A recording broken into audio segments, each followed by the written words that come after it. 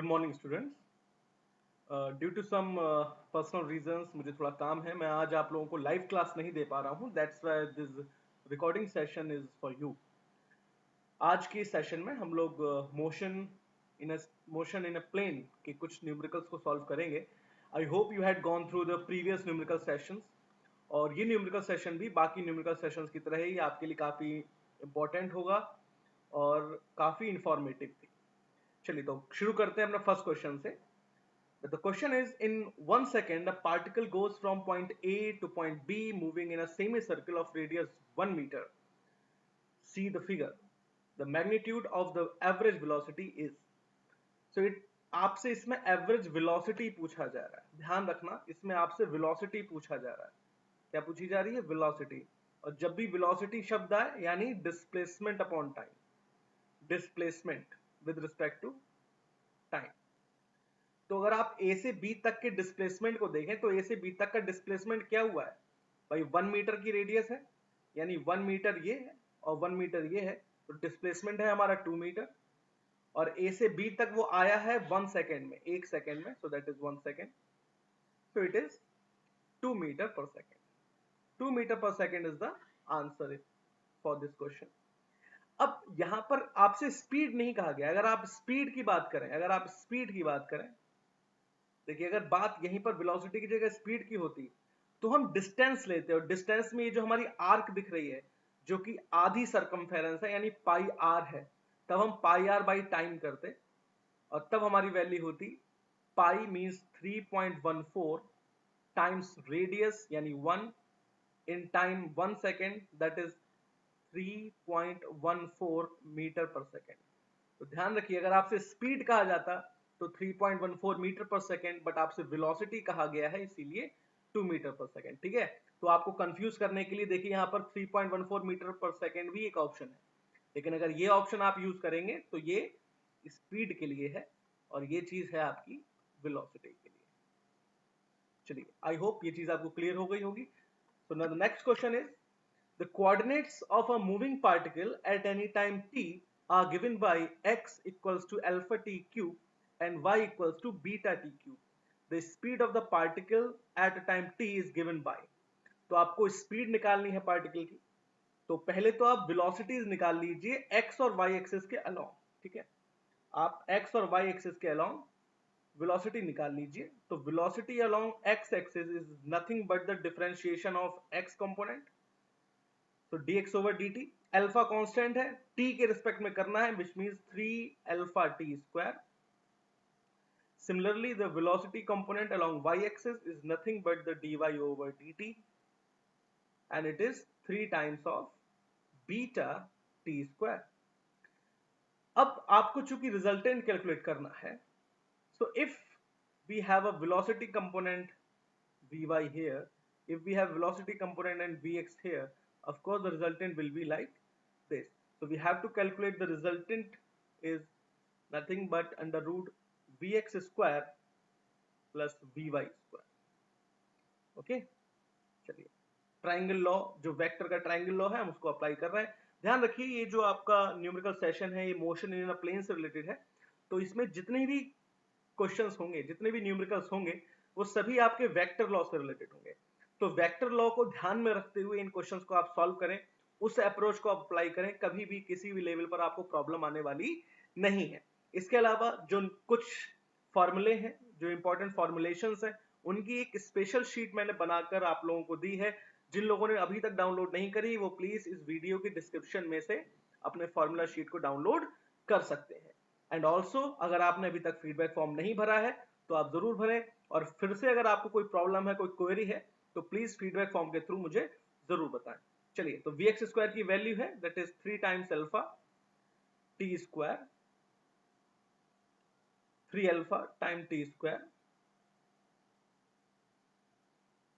Square plus 3 times beta t square square. So we can take the common t square from the root and it will be 3 times alpha square plus 3 times beta square, and we can take the common 3 also, so it will be 3 t square times root alpha square plus beta square. So this will be the your solution, and according to this solution your option C, that is option 3, is correct. Okay, so I hope you get this question. Now moving on, third question. So figure shows a body of mass m moving with uniform speed v along a circle of radius r. The change in velocity in going from A to B, from A to B. तो बहुत ध्यान से आप देखिए, मैंने आपको कहा था मोशन इन अ प्लेन से रिलेटेड है, यानी वेक्टर लॉस से रिलेटेड है. तो अगर मान लीजिए पार्टिकल जब आपका पॉइंट ए पर रहा होगा और जब पॉइंट बी पर रहा होगा, मोशन इस डायरेक्शन में हो रही है, इस डायरेक्शन में हो रही है, यानी पार्टिकल जब पॉइंट ए पर होगा तब उसकी वेलोसिटी इस दिशा में होगी, है ना, और जब पार्टिकल बी पर रहा होगा तब उसकी वेलोसिटी इस डायरेक्शन में होगी. तो अगर वेलोसिटी v है, अगर वेलोसिटी v है तो ये डायरेक्शन है v, ये भी v है. अब x कार्टेशियन सिस्टम है, पता है कि ये भाई y एक्सिस है, ये x एक्सिस है. तो इस तरफ जो कंपोनेंट होते हैं वेक्टर के वो होते हैं i कैप, इस तरफ माइनस i कैप, और y में इधर j कैप और नीचे की तरफ माइनस j कैप, है ना. तो बिल्कुल इसी सिस्टम का यूज करेंगे. तो velocity at point A, velocity at point A will be vj cap, vj cap, and velocity at point B is, अब B पे देखिए, B जो है नेगेटिव x एक्सिस में है ना, यानी यहां पर वेलोसिटी कंपोनेंट होगा माइनस vi कैप. आपसे डिफरेंस पूछा जा रहा है, चेंज पूछा जा रहा है. देखिए क्या पूछा जा रहा है आपसे, आपसे चेंज पूछा जा रहा है, यानी हम चेंज कैलकुलेट कर लेंगे, यानी vb माइनस va आपसे पूछा जा रहा है, तो कैलकुलेट कर लीजिए. vb minus va that is minus vi minus vj. तो ये तो आपकी वैल्यू होगी वेक्टर फॉर्म में. लेकिन अगर आपसे पूछी जाए इसकी मैग्नीट्यूड वैल्यू, अगर आपसे मैग्नीट्यूड वैल्यू पूछी जाए, यानी आपसे पूछा जा रहा है vb माइनस va, मैग्नीट्यूड पूछा जा रहा है, तो मैग्नीट्यूड के लिए हमें क्या करना होता है, यूनिट वेक्टर्स के कोफिशिएंट्स को स्क्वायर करके ऐड करते हैं और उसका रूट लेते हैं. तो आप v का स्क्वायर करेंगे माइनस v का, तो it is v square, and then इस माइनस v का भी स्क्वायर करेंगे, so that is v square. so nothing but root 2 times v square, so it is v root 2. so v root 2 means option 1 is correct.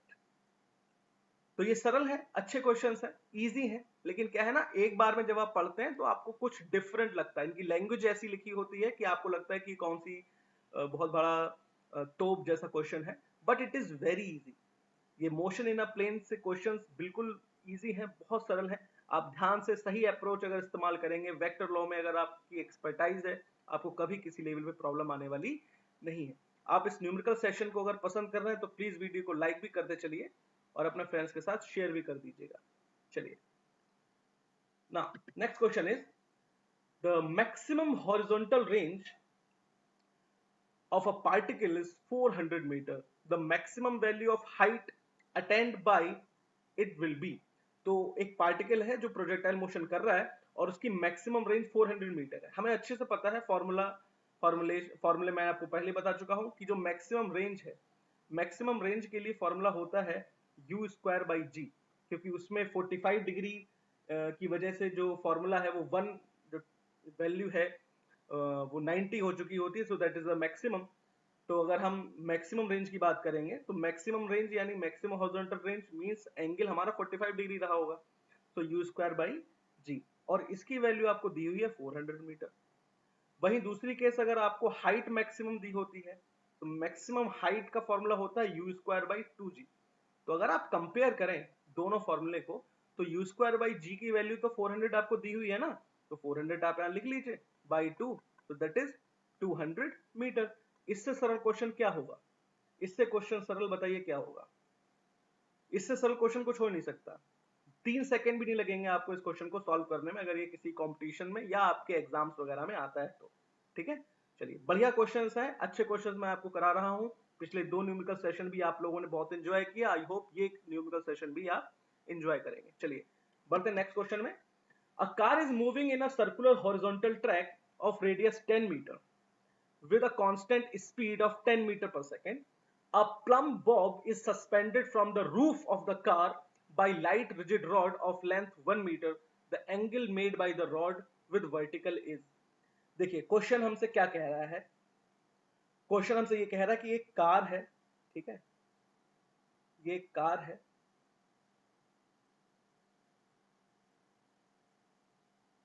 मैं आपके लिए car बना देता हूं, चलिए ये हमारी एक कार है, अब ये जा रही है, अब इस तरफ जा रही है जिसकी वेलोसिटी है 10 मीटर पर सेकेंड और ये एक सर्कुलर ट्रैक में चल रही है। किस ट्रैक में चल रही है? एक सर्कुलर ट्रैक में, ठीक है, एक सर्कुलर ट्रैक में घूम रही है हमारी कार।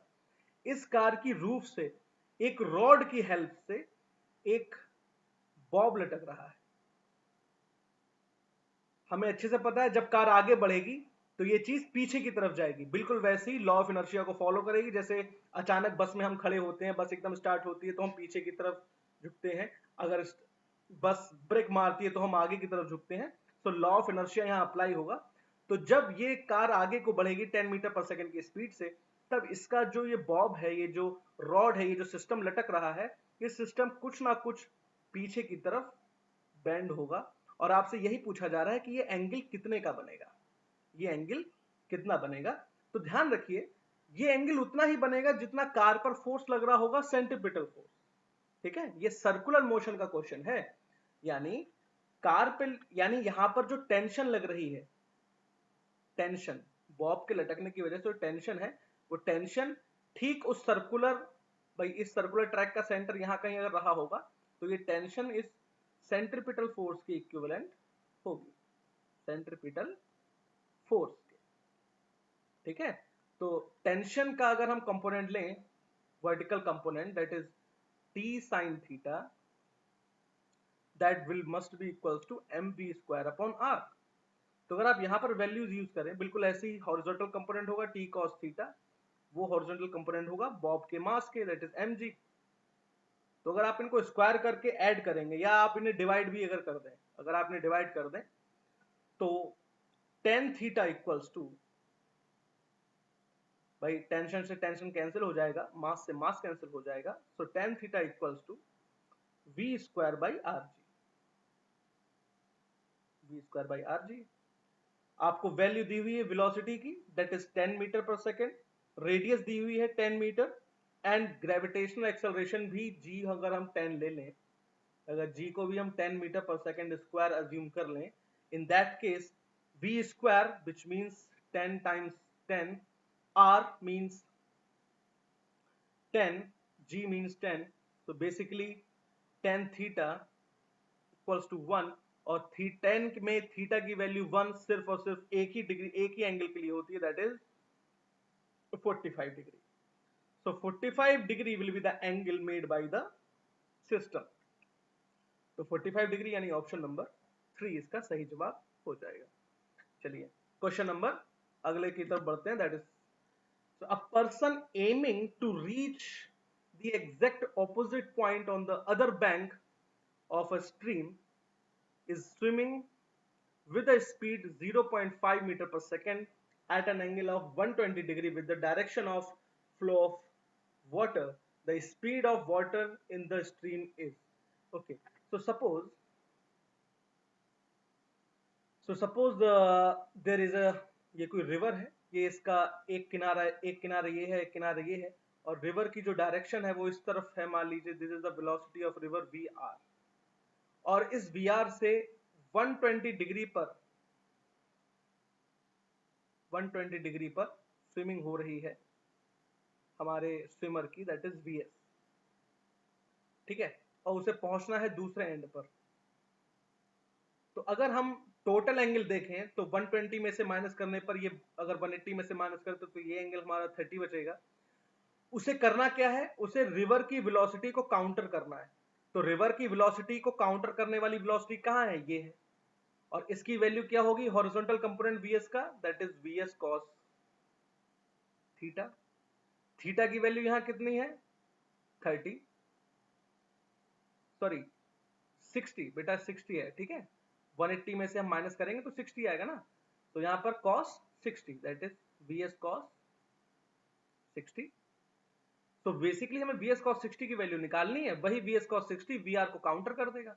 तो अगर वेलोसिटी उसकी 0.5 मीटर पर सेकेंड है तो दैट इज 0.5 टाइम्स cos 60 यानी 1/2 विच मीन्स 0.25 मीटर पर second. Option 3 is the right answer. तो ये बड़ा सरल क्वेश्चन है, इजी क्वेश्चंस है। अगर आप इन क्वेश्चंस बेसिक फंडामेंटल क्वेश्चन से स्टार्ट करके आप अगर धीरे धीरे कठिन क्वेश्चंस की तरफ बढ़ेंगे तो आपको न्यूमेरिकल को अप्रोच करने का एक सही आइडिया पता चल जाएगा। आपको ये आइडिया आ जाएगा कि किस तरीके से हमें किसी क्वेश्चन को डील करना है। कोई फिजिकल प्रॉब्लम है तो हमें हमारी थिंकिंग को किस तरह रखना है। चलिए, now the next question is a vector A is turned without a change in its length through a small angle d theta. The value of delta A, magnitude of delta A vector and delta A are respectively. आपको values बतानी है। तो ये समझिए कि मान लीजिए ये आपका कोई वेक्टर A था, इस वेक्टर ने अपनी लेंथ को बदले बिना बस थोड़ी सी डायरेक्शन चेंज कर दी।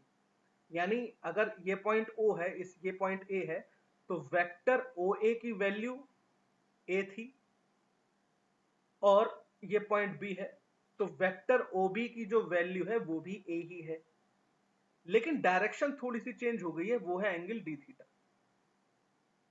ठीक है, वो है एंगल डी थीटा। तो जो मैग्नीट्यूड वैल्यू है दोनों की वो अभी भी वही है, दोनों की जो मैग्नीट्यूड वैल्यू है वो सेम है, यानी वेक्टर्स की लेंथ सेम है।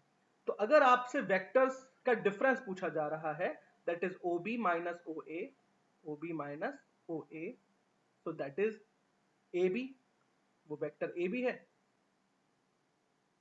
ना, वेक्टर AB जिसकी वैल्यू क्या होगी, डेल्टा A। चलिए इसे डेल्टा A वेक्टर कह देते हैं, डेल्टा A वेक्टर। अभी ये डेल्टा A वेक्टर की वैल्यू हमें निकालनी है। ठीक है, चलिए, तो हमें पता है formula that is angle equals to arc upon radius, arc upon radius. तो अगर यहां से आप देखें तो एंगल की value d theta, radius basically ये लेंथ है वेक्टर्स की ए, तो आपको आर्क पता चल जाएगी डेल्टा ए की value that is delta a equals to radius times angle that is a d theta. तो पहला तो आपको पता चल गया, बाद में आपको पता करना है डेल्टा ए का मैग्नीट्यूड, डेल्टा ए की वैल्यू चाहिए। तो डेल्टा ए की वैल्यू के लिए हमें पता है कि B और A यानी OA वेक्टर OB वेक्टर दोनों की मैग्नीट्यूड वैल्यू तो सेम है। तो अगर आप सिंपली डेल्टा A निकालना चाहें तो आपको A माइनस A करना पड़ेगा, जो कि 0 निकल के आएगा, यानी वैल्यू होगी A d थीटा एंड 0। तो A d theta and 0 that is option 2। अब ध्यान रखिए 0 कॉमा A d थीटा ये भी ऑप्शन है, A d थीटा कॉमा 0 ये भी ऑप्शन है। तो हम वो ऑप्शन चुनेंगे जो ऑप्शन सीक्वेंस वाइज हमसे पूछा गया है। आपसे सीक्वेंस में पहले डेल्टा ए वेक्टर के मॉड को पूछा गया है, यानी ए डी थीटा जिसमें पहले होगा वही ऑप्शन हमारा सही होगा। तो इस टाइप की चीजों को आप खासा ध्यान रखें, ये भी कंफ्यूजन क्रिएट करने के लिए अक्सर आपको दी जाती है। चलिए, तो यहां तक के क्वेश्चंस आपको अच्छे ही लग रहे होंगे, सरल है, इजी है। चलिए question number next, 9th question. The x and y coordinates of particles at any time are x equals to 5t minus 2t square and y equals to 10t। ठीक है, आपको x वैल्यू दी हुई है that is 5t minus 2t square और y की value दी हुई है 10 टाइम्स t। आपसे पूछा जा रहा है एक्सेलरेशन, एक्सेलरेशन पूछा जा रहा है of the particle at time 2 second, 2 second बाद एक्सेलरेशन। तो पहले तो आप वेलोसिटीज निकाल लीजिए, वेलोसिटी अलोंग एक्स एक्सिस यानी dx ओवर dt। तो 5t का डिफरेंशिएशन 5 माइनस 2t स्क्वायर यानी 2 times 2 that is 4t, dy over dt कर दीजिए तो वैल्यू आ जाएगी यहां से 10। एक्सेलरेशन के लिए क्या करते हैं, वेलोसिटी का फिर से डिफरेंशिएशन करेंगे, तो d2x ओवर dt स्क्वायर कर दीजिए, 5 का डिफरेंशिएशन 0 माइनस 4t का माइनस 4 दैट इज -4। बिल्कुल ऐसे ही dy/dt। अब dy/dt क्या, 10 में t का कोई फंक्शन ही नहीं है, यानी 10 टाइम के रिस्पेक्ट में बदलेगा ही नहीं, तो यहां पर d2y/dt स्क्वायर की वैल्यू होगी 0। तो ये है आपका एक्सेलरेशन अलोंग x एक्सिस और ये है एक्सेलरेशन अलोंग y एक्सिस। ठीक है, तो अगर आपको एक्सेलरेशन की वैल्यू चाहिए जब y एक्सेलरेशन कंप्लीटली 0 हो गया है, यानी जो भी एक्सेलरेशन होगा वो x एक्सिस के अलोंग होगा, दैट इज -4 मीटर पर सेकंड स्क्वायर। ये रहा ऑप्शन 3। तो इस तरह आप क्वेश्चन को सॉल्व कर सकते हैं। चलिए next question number 10। The velocity of a projectile at the initial point A is 2I plus 3j meter per second. Its velocity in meter per second at point B. तो ये point है, यहां से आपकी वेलोसिटी स्टार्ट हुई थी और इस तरह ये आपका पार्टिकल पॉइंट बी पर जाकर हिट करता है। ध्यान रखिए बेटा, प्रोजेक्टाइल मोशन में जब भी पार्टिकल दूसरे एक ग्राउंड के किसी पॉइंट से चलकर जब ग्राउंड पर दोबारा हिट करता है, उसकी हॉरिजॉन्टल वेलोसिटी कंपोनेंट में कोई भी चेंज नहीं होता। भाई देखिए, जिस डायरेक्शन में आप ऊपर जा रहे थे फिर बाद में आप नीचे की तरफ आते हैं, कुछ ऐसी ही तो है हमारी प्रोजेक्टाइल मोशन, है ना। तो प्रोजेक्टाइल मोशन में हॉरिजॉन्टल वेलोसिटी कभी चेंज नहीं होती, यानी अगर हॉरिजॉन्टल कंपोनेंट 2i कैप है तो 2i कैप ही रहेगा। अब 2i कैप इसमें है, 3 में है, 4 में है, तो फर्स्ट और सेकंड तो पॉसिबल ही नहीं है।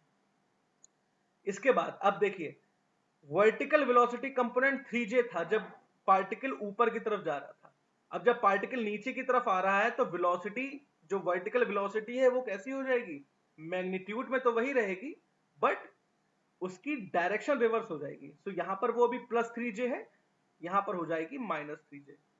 तो आंसर इज 2i - 3j। तो दैट इज ऑप्शन 3। तो इस टाइप के क्वेश्चंस को तो ज्यादा सॉल्व करने की जरूरत नहीं है, देखकर ही आप आंसर इनका दे सकते हैं। ठीक है, इनका आंसर देखते ही 1 सेकंड से ज्यादा का समय नहीं लगना चाहिए बेटा। ठीक है, 1 सेकंड भी बहुत ज्यादा हो गया, तुरंत मिली सेकंड में काम होना चाहिए। चलिए क्वेश्चन नंबर 11।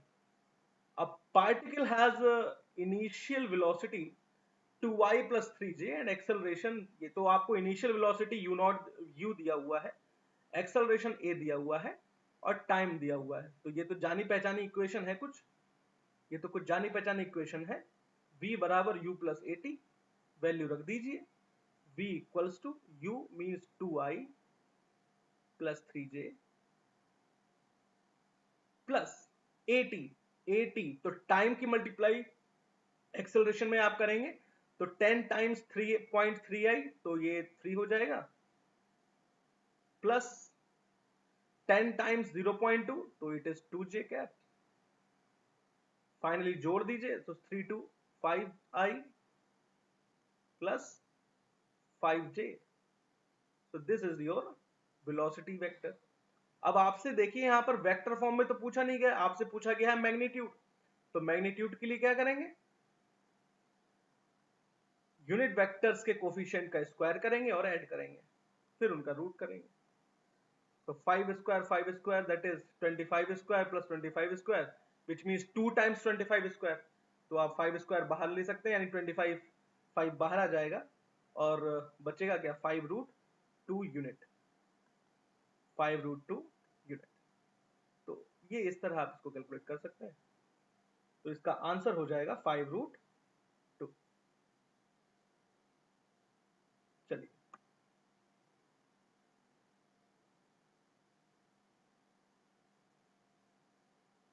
ठीक, 5√2।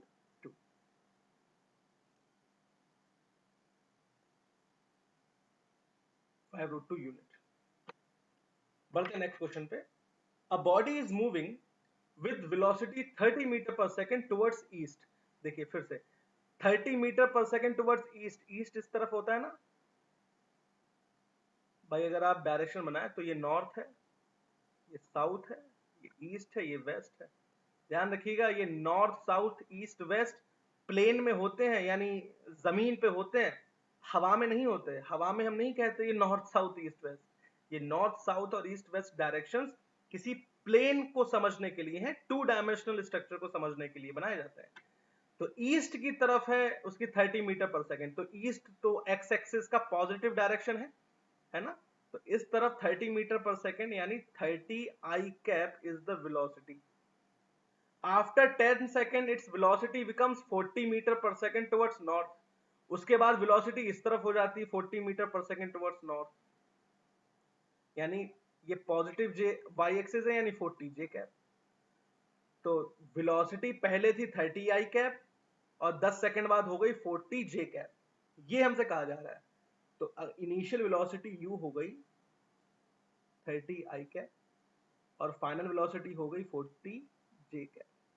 तो जो एक्सेलरेशन होगा वो होगा acceleration a equals to delta v upon t। Delta v की वैल्यू निकाल लीजिए, कितनी है डेल्टा v की वैल्यू, भाई v में से u घटा दीजिए, 40j minus 30i, 40j minus 30i, 40j minus 30i। Mod चाहिए हमें, इनका मॉड चाहिए, तो मॉड के लिए क्या करेंगे, स्क्वायर करके ऐड करेंगे और फिर रूट ले लेंगे, तो इसको अलग से कैलकुलेट कहीं कर लेते हैं। तो हमें जो डेल्टा v की वैल्यू है, वेक्टर डेल्टा v की वैल्यू, वो तो मिल जाएगी 40j माइनस 30i। लेकिन अगर हम इनके मॉड की बात करें तो मॉड होगा root 40 square plus 30 square, which means it is that is 50 square, root 50 बाहर आ जाएगा, सो 50 मीटर पर सेकेंड, 50 मीटर पर सेकेंड।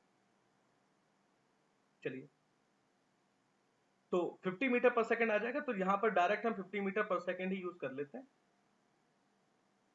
यहां पर डायरेक्ट हम 50 मीटर पर सेकेंड ही यूज कर लेते हैं। चलिए, तो ये हो गया हमारा 50 मीटर पर सेकेंड, दैट इज 50। टाइम हमारा 10 सेकेंड दिया हुआ है, तो 10, सो इट इज 5 मीटर पर सेकेंड स्क्वायर। ये हमारे एक्सेलरेशन की वैल्यू आ जाएगी, यानी ऑप्शन सी। तो इस तरह ये चीजें देखिए बेटा कैलकुलेट होती हैं, और आप देख ही रहे होंगे इसमें मोस्टली वेक्टर लॉ का ही इस्तेमाल हो रहा है। हम बार बार वेक्टर क्वांटिटीज की हेल्प से इन क्वेश्चन को सॉल्व कर रहे हैं। कोई भी वैल्यू हमको दी हुई है, हम उसका वेक्टर फॉर्म बनाते हैं एंड वेक्टर फॉर्म के बेस पे सॉल्व करते हैं। और उसकी वजह ये है कि एक्सेलरेशन है, वेलोसिटी है, ये सभी हमारी वेक्टर क्वांटिटीज है, इसलिए इनका आपस में जो भी इंटरचेंजिंग होती है, जो भी इनका आपस में मैनिपुलेशन होता है, वो वेक्टर लॉ को फॉलो करता है। और इसीलिए बिना वेक्टर लॉ के यूज करे अगर आप इनको कैलकुलेट करने की कोशिश करते हैं तो जो भी आपका रिजल्ट निकल के आएगा वो सही नहीं होगा, वो गलत ही होगा। इसीलिए हम बार बार वेक्टर लॉ पे मैं आपको जो वेक्टर्स पर फोर्स दे रहा हूं, और इसीलिए मैं कह रहा हूं अगर आपने पिछली जो वेक्टर्स चैप्टर के हमारे वीडियो लेक्चर्स आपने अगर नहीं देखे हैं तो प्लीज उसको जाकर एक बार देख लीजिए, ताकि आपको सारी चीजें क्लियर हो जाए, सारी फिगर क्लियर हो जाए, ठीक है। और सारी अपलोड हैं, प्लेलिस्ट में अवेलेबल हैं, आप कभी भी किसी भी टाइम देख सकते हैं। चलिए बढ़ते हैं नेक्स्ट क्वेश्चन की तरफ, दैट इज क्वेश्चन नंबर 13। कह रहा है that a projectile is fired eight an angle of 45 degree with the horizontal, the elevation angle of the projectile at its highest point as seen from the point of projection। तो question ये कह रहा है कि एक projectile motion इस तरह कुछ हो रही होगी, है ना, इनिशियल वेलोसिटी कुछ रही होगी, इनिशियली आपने उसे 45 डिग्री पर फेंका है। आपने कितने डिग्री पर फेंका, 45 डिग्री पर।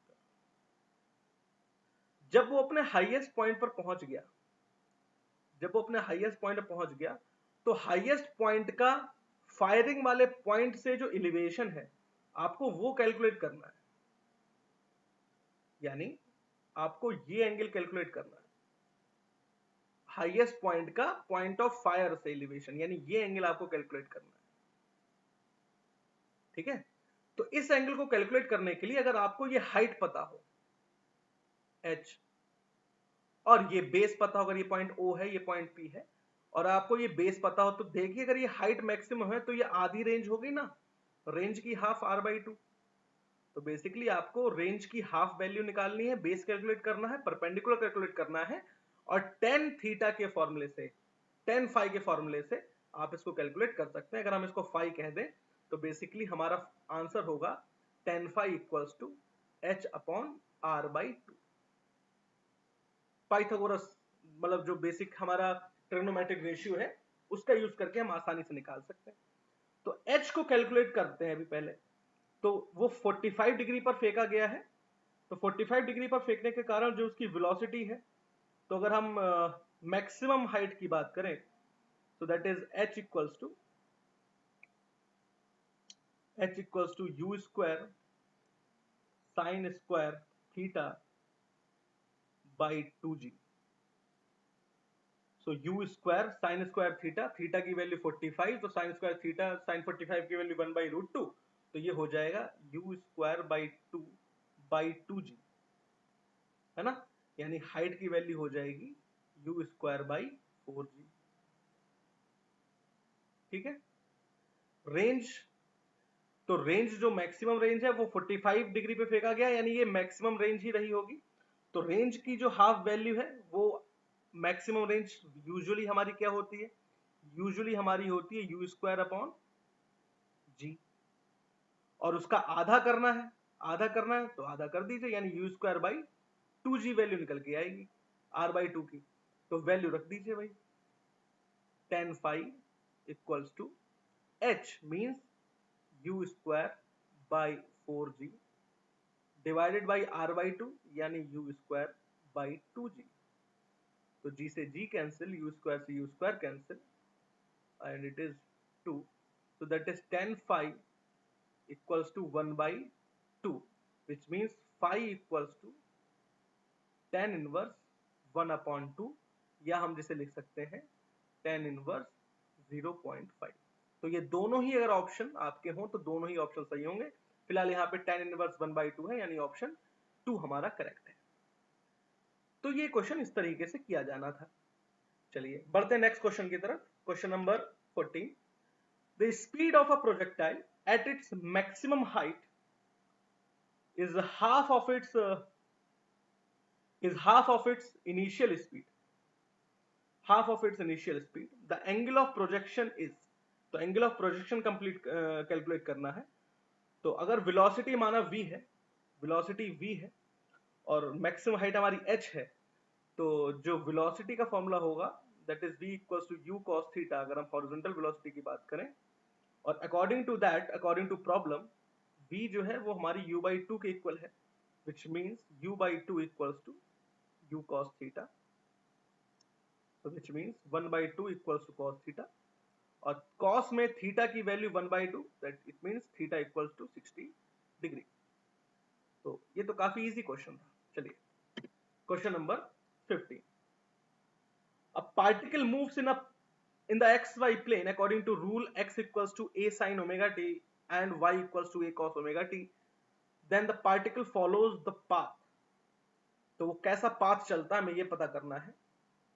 तो ये भी इजी है। देखिए x की बात करें तो x equals to a sine omega t है, तो अगर हम इसे लिख सकते हैं x upon a equals to sine omega t, x upon, और ये इधर दिया हुआ है y equals to a cos omega t, यानी इसे लिख सकते हैं y upon a equals to cos omega t. इसे इक्वेशन 1 दे दीजिए, इसे इक्वेशन 2 दे दीजिए, दोनों को स्क्वायर करके ऐड करते हैं। तो स्क्वायर करके ऐड करेंगे तो x square upon a square plus y square upon a square equals to sine square omega t plus cos square omega t. तो ये चीज तो 1 हो गई, sine square theta plus cos square theta 1 होता है, यानी x square upon a square plus y square upon a square equals to 1। ये जो एक इक्वेशन बन के आई है, ये कुछ जनरल इक्वेशन की तरह है एलिप्स की, x square upon a square plus y square upon b square equal to 1। ये किसी भी इलिप्टिकल पाथ की जनरल इक्वेशन है। इलिप्टिकल पाथ मींस कुछ ऐसा, ठीक है, इलिप्स, जिसमें सेमी मेजर एक्सिस होती है ए और सेमी माइनर एक्सिस होती है बी। आप सोच के देखिए, अगर ए और बी दोनों को मैं इक्वल कर दूं तो ये कोई सर्कल बन जाएगा, यानी ऐसा इलिप्स जिसमें सेमी मेजर एक्सिस और सेमी माइनर एक्सिस इक्वल हो वो सर्कल कहलाएगा। यानी ये जो इक्वेशन पर्टिकुलर दी हुई है ये सर्किल की इक्वेशन है। इसे आप कुछ इस तरह लिख सकते हैं, that is x square plus y square equals to a square, यानी एक ऐसा सर्किल जिसकी रेडियस ए स्क्वायर है और सेंटर ओरिजिन है। सेंटर ओरिजिन है। जब सेंटर ओरिजिन हो और रेडियस ए हो तब सर्किल की equation x square plus y square equals to a square होती है। तो यानी ये जो पार्टिकल है जो इस तरह मूव कर रहा है किसी ट्रैक पर, वो ट्रैक एक्चुअली सर्कुलर ट्रैक है, सर्कुलर पाथ है। तो ये कुछ क्वेश्चंस आज हम लोगों ने मोशन इन अ प्लेन से रिलेटेड आप लोगों के लिए सॉल्व करे। आज हमने इसको करा। आपको ये सेशन कैसा लगा प्लीज मुझे कमेंट में बताएं। अगर किसी क्वेश्चन में प्रॉब्लम है तो भी मुझे कमेंट में बताएं, और अगर कोई प्रॉब्लम नहीं है तो भी मुझे कमेंट में जरूर बताएं। और वीडियो को लाइक कीजिए, पहली बार अगर चैनल पर आए हैं तो सब्सक्राइब भी कीजिए और अपने बाकी फ्रेंड्स के साथ शेयर कीजिए। चलिए, thank you learners, thank you so much.